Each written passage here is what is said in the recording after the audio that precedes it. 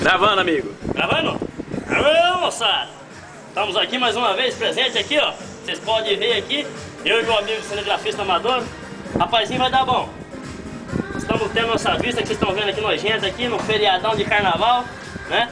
Privilégio de poucos, hein? Pouquinho. Tem muita gente fazendo o que nós estamos fazendo agora, não. Vocês podem ver que aluguemos isso aqui só pra hoje, porque não tinha outra coisa boa. Mas semana que vem vamos se hospedar ali, né?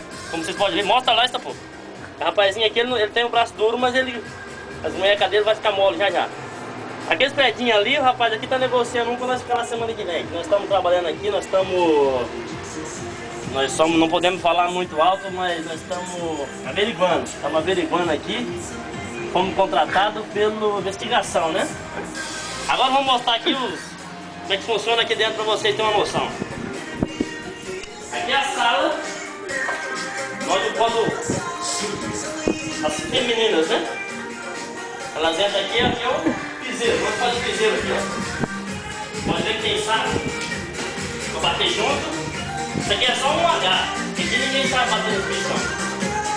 Somzinho aqui é o básico do básico. Mesmo assim já levamos multa aí, porque já